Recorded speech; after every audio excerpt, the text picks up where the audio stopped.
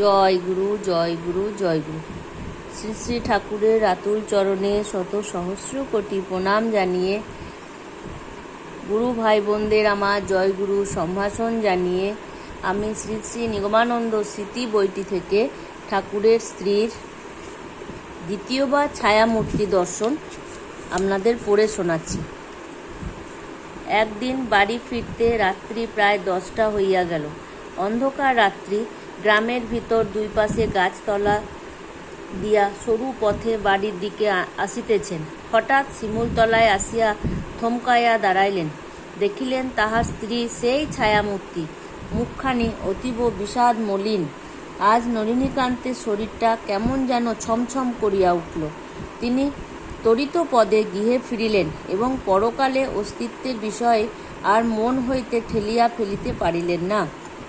মনে করিলেন সত্বরই দিনাজপুর কর্মস্থলে যাওয়া পরলোক তত্ত্ববিদের কাছে এই সম্বন্ধে আলোচনা করিয়া যদি কোনো উপায় থাকে, তবে সেই উপায়ে তাহার সহিত সাক্ষাৎ ও বাক্যালাপ করিতে হইবে। কেন সে আসে, কি বলিতে চায়, ইহা অবশ্যই জানিতে হইবে। সুতরাং তিনি এ সম্বন্ধে কাহকে কিছু না বলিয়া পরের দিন কার্যস্থলে রওনা হইলেন। স্ত্রীর জ্যোতিষময়ী মূর্তি দর্শন। দিনাজপুরে আসিয়া কর্মে মনোনিবেশ করিলেন ও অবসর সময়ে সাধু সন্ন্যাসী ও পণ্ডিতগণ যাহারা পরলোক তত্ত্ব সম্বন্ধে কিছু সংবাদ রাখেন, তাদের নিকট অনুসন্ধান করিয়া থাকিলেন। এমন সময় আবার একদা রাত্রে সেই ছায়ামূর্তি নলিনীকান্তের সম্মুখে প্রকট হইল। এবার ঠিক ছায়ামূর্তি নহে, দিব্য জ্যোতির্ময়ী মূর্তি। পূর্বের ন্যায়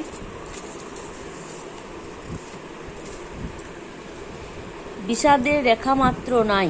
কিছুক্ষণ পরে আবার সেই আনন্দময়ী মূর্তি মিলাইয়া গেল। এইবার নয়, একবার নয়, দুইবার নয়, তিনবার নয়। এই ছায়ামূর্তি দর্শনে পরলোক যে একটা আছে, এই বিষয়ে তাহার আর কিছুমাত্র সন্দেহ রহিল না। লোকের আত্মীয় স্বজন মরিয়া যায়, কিন্তু কে সেই পরলোক হইতে ফিরিয়া আসিয়া বিরহ বিধুরের স্মৃতি পুনরায় জাগাইয়া দিয়া বঞ্চিতকে অধিকতর কাতর করিয়া থাকে, এই পরলোক তত্ত্ব উদ্ঘাটিত করিতে হইবে। এই রহস্য জাল ভেদ করিয়া তাহার সহিত মিলিত হইতেই হইবে।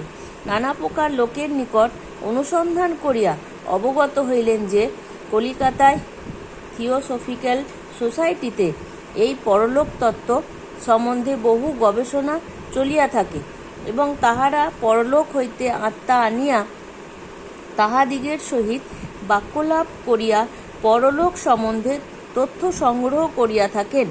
সুতরাং কলিকাতায় যাইয়া এ সম্বন্ধে বিষয়ে তথ্য অনুসন্ধান করিতে হইবে ভাবিতেছিলেন। ঠিক এমনি সময়েই তাহার সেই সুযোগ উপস্থিত হইল।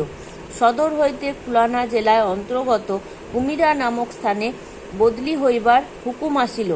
তিনি অবিলম্বে কুমিরা যাত্রা করিলেন। জয় গুরু, জয় গুরু, জয় গুরু।